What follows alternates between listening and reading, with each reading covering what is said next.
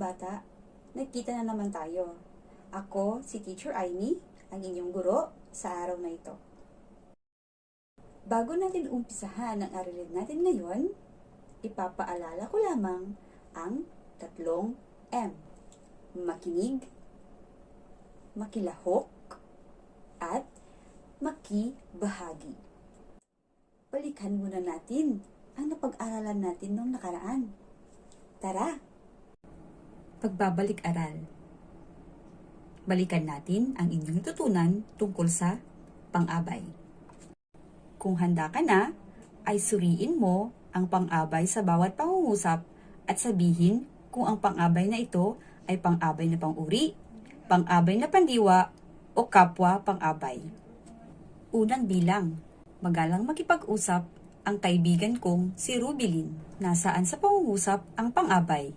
At anong uri ito ng pang-abay? Tama! Magalang makipag-usap. At ang pang-abay nito ay pang-abay na pandiwa. Ikalawang pangungusap. Talagang mahirap ang buhay sa panahong ito. Nasaan ang pang-abay sa pangungusap at anong uri ito ng pang-abay? Tama ka! Ang pang-abay ay talagang mahirap. At ang uri ng pang-abay ay pang-abay na pang-uri. Ikatlong pangungusap. Talagang mahigpit magbantay ang mga military sa panahong ito. Nasaan sa pangungusap ang pang-abay? Tama! Talagang mahigpit magbantay ang pang-abay. At ang pang-abay na ito ay kapwa pang-abay. Ikaapat na pangungusap. Ang pamilyang Pilipino ay sadyang madasalin. Nasaan ang pang-abay sa pangungusap at anong uri ito ng pang-abay? Tama! Ang pang-abay ay sadyang madasalin. At ang uri ng pang-abay na ito ay pang-abay na pang-uri. Panghuling pangungusap. Maliksing kumilos ang kabataan sa ikalimang baitang. Nasaan sa pangungusap ang pang-abay? At anong uri ito ng pang-abay? Tama! Ang pang-abay ay maliksing kumilos. At ang uri ng pang-abay na ito ay ang pang-abay na pandiwa. Magaling! Ngayong naalala mo na ang nakaraang leksyon, dumako na naman tayo sa bagong leksyon. Sa araw na ito ay may inihanda akong maikling kwento. Babasahin ko ito para sa inyo. Ang gagawin ninyo ay kailangan ninyong makinig at pansinin kung meron bang kakaiba sa aking babasahin. Handa ka na ba? Tinulungan nila ang Puno Barangay sa kanila proyekto ukol sa malinis kapaligiran at katahimikan sa kanila barangay. Saan kaya natin maganda ilagay ang streamer na ito? Doon! Sa madali makita! Saan nga? Sa may pader! Madali ito mababasa ng mga tao. Hindi pwede, marami nang nakadikit na babala doon. Alam ko na! Bakit hindi natin isabit sa mga puno nasa daan? Isabit natin ito sa mga puno nasa magkabila daan. Tiyak na marami makakakita roon. Ngayon mga bata, sabihin niyo sa akin kung ano ang napansin ninyo sa maikling kwento. Tama! Parang kakaiba ang gamit ng mga salitang kaibigan, puno, kanila, at iba pa. Parang may kakulangan upang mabuo ang diwa nito at mas maintindihan. Kulang ito ng mga katagang na at nang. Ang mga katagang na at nang ay tinatawag na pang-angkop. At yan ang ating aralin sa araw na ito. Bago natin talakayin ang bagong aralin, narito ang mga kasanayan na inaasahan ko na ipapakita ninyo sa araw na ito. Mga kasanayang pampagkatuto. Una, nagagamit ng wasto ang pang-angkop sa pakikipagtalastasan. Ikalawa, nakabubuo kayo ng simple ngunit makabuluhang pangungusap gamit ng pang-angkop. Pangatlo, kailangan mo ibahagi ang sariling kahulugan ng pagpapakatao. Ang pang-angkop ay ginagamit sa pag-uugnay ng dalawang salita. Iniuugnay nito ang mga salitang panuring o mga salitang nalalarawan, katulad ng pang-uri at pang-abay. Talakayin muna natin ang pang-angkop na nang. Ginagamit ito kapag ang salita ay nagtatapos sa patinig o, a, e, i, o, u. Idinurugtong lang ito sa nasabing unang salita. Halimbawa, ang salitang totoo. Ang salitang totoo ay nagtatapos sa letrang O. At kung dadagdagan natin ito ng katagang nang, magiging totoong. Ganun din ang salitang malaki. Ito ay nagtatapos sa letrang I. Kaya kung dadagdagan natin, magiging malaking. Ang salitang mabisa, nagtatapos sa letrang A. Kung dadagdagan natin ng nang, magiging mabisang. Kung lalagyan natin ito ng mga salitang panuring, ito ay magiging totoong tao, malaking hayop, at mabisang gamot. Kung ang salita naman ay nagtatapos sa letrang N, tinatanggal ang letrang N at idinadagdag ang katagang nang. O kaya naman, simpleng idagdag na lang ang katagang G. Ang halimbawa nito ay ang salitang pamahalaan. Di ba? Ang pamahalaan ay nagtatapos sa letrang N. Tinatanggal ang letrang N sa hulihan at idinadagdag ang katagang nang upang maging pamahalaang. Pwede mo na ring hindi tanggalin ang letrang N sa hulihan kasi pwede mo itong lagyan ng katagang G sa hulihan upang pareho rin na maging pamahalaang. Mga iba pang halimbawa ng mga salitang nagtatapos sa N. Ang salitang edukasyon. Tatanggalin ang N sa hulihan at magiging edukasyo.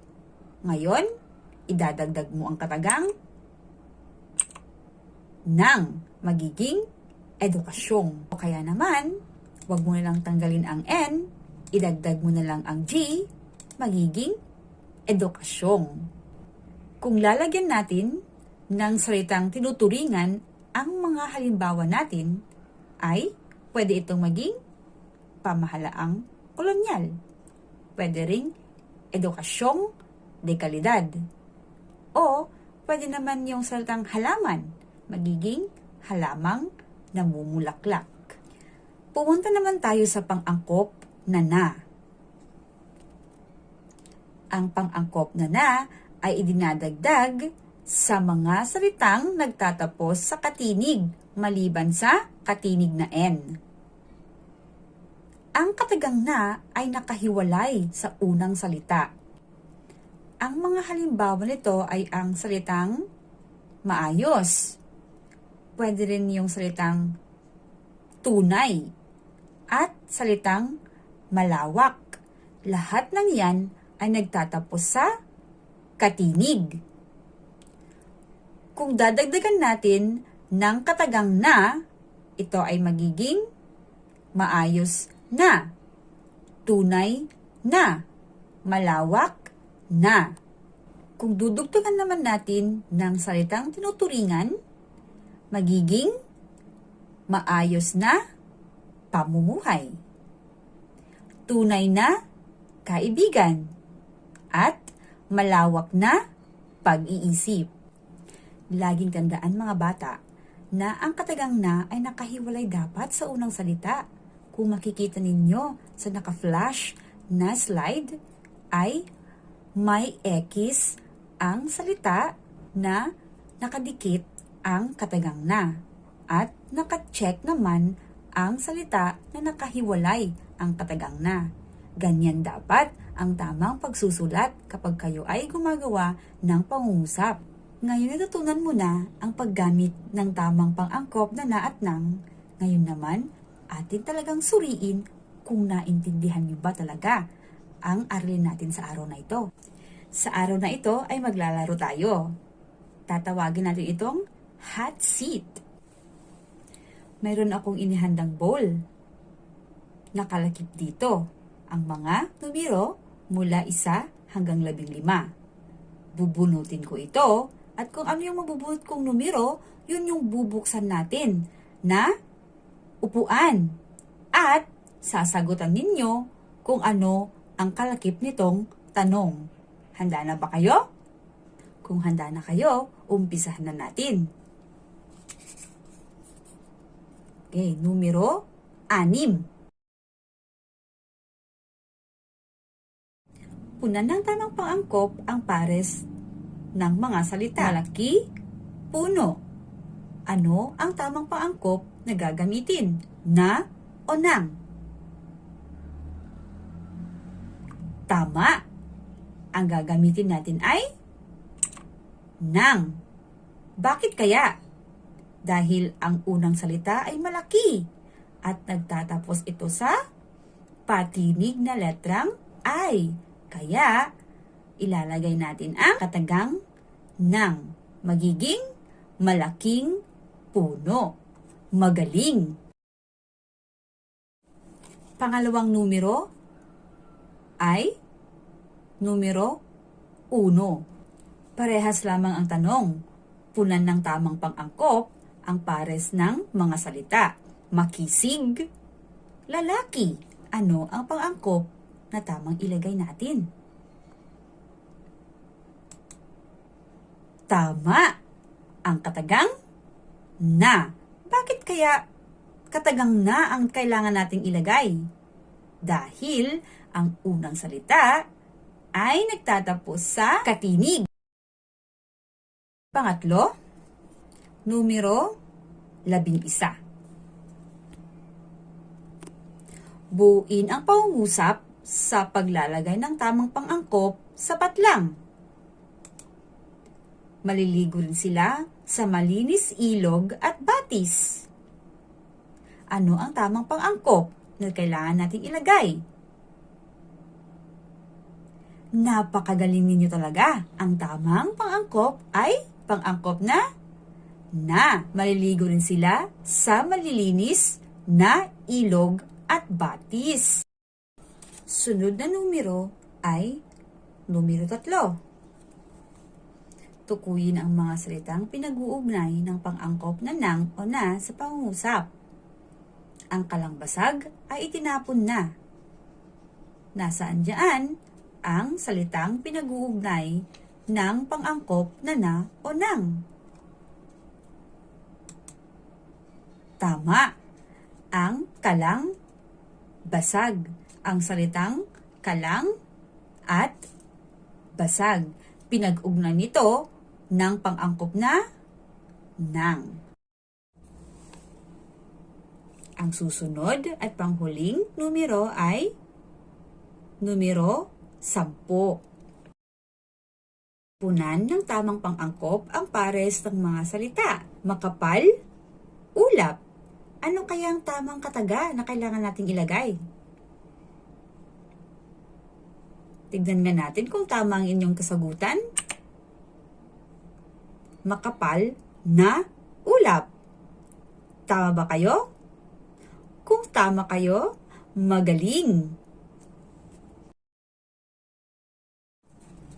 Laging tandaan, gumagamit tayo ng pang-angkop na nang at na sa pakikipagtalastasan.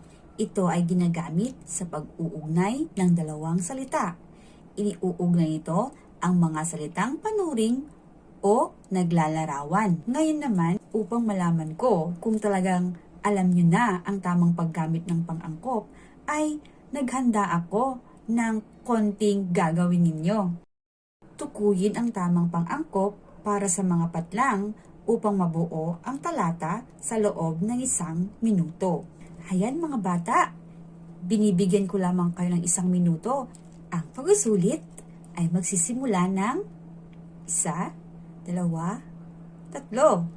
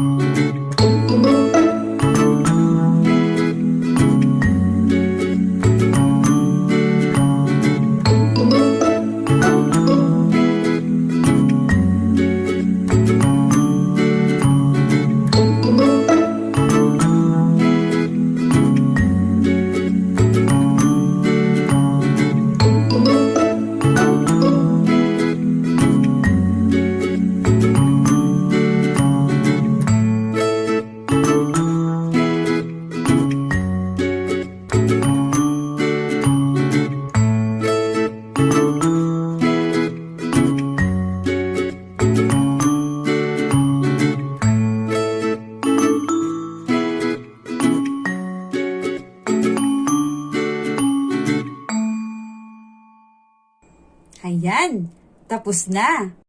Ngayon naman, iwawasto natin ang inyong sagot. Maraming tao ang nalunod nang lumubog ang barkong Princess of the Orient patungong Leyte. Natangay ng malakas na alon ang barko at sumalpok sa malaking bato. Kaya nabutas ito at tuluyang lumubog. May ilang marunong lumangoy ang nakaligtas. Tinulungan sila ng mga mangingisdang nakakita sa kanila. Mahinang-mahina sila kaya dinala sila sa malapit na pagamutan.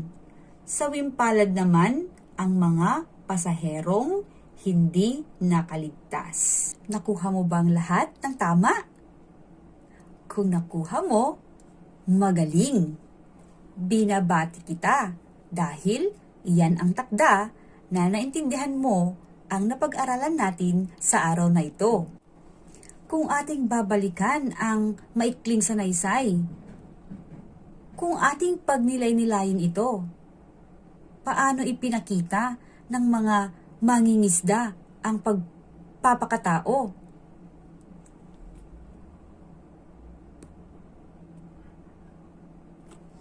Tama ka.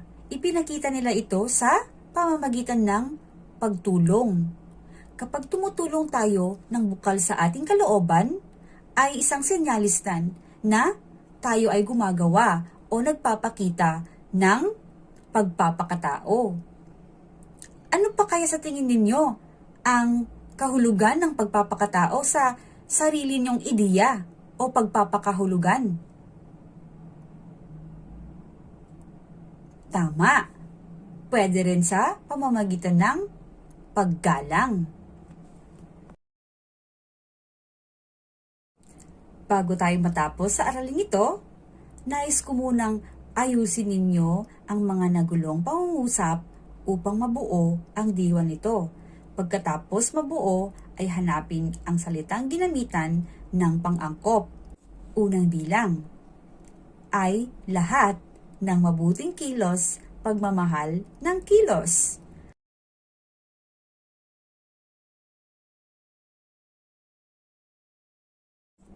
Tingnan natin kung tama ka.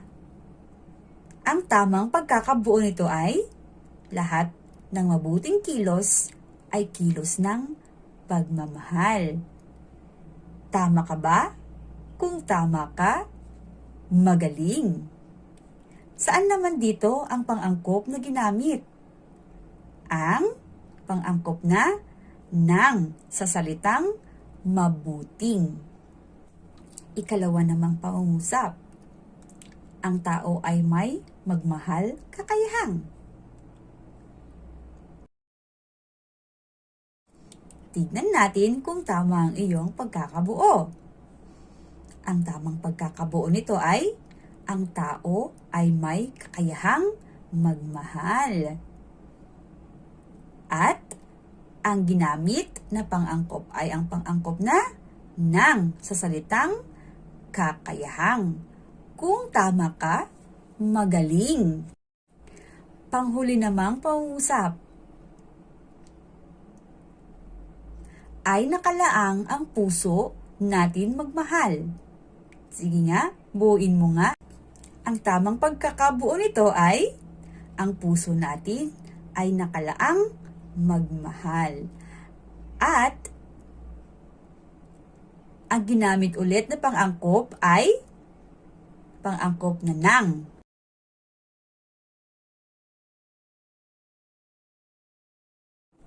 Hayan mga bata, hindi lamang tungkol sa pang-angkop ang natutunan mo sa araw na ito. Natutunan mo rin na ang pagtulong ay isang hudyat ng pagpapakita ng pagpapakatao. Para sa taktang aralin, tukuyin kung alin sa mga salita ang angkop na gamitin na pang-angkop na o nang. Pagkatapos mabuo ang mga kataga, ay gamitin ang mga ito sa paggawa ng simple ngunit makabuluhang pangungusap. Isulat ito sa inyong kwaderno. At dyan nagtatapos ang ating aralin.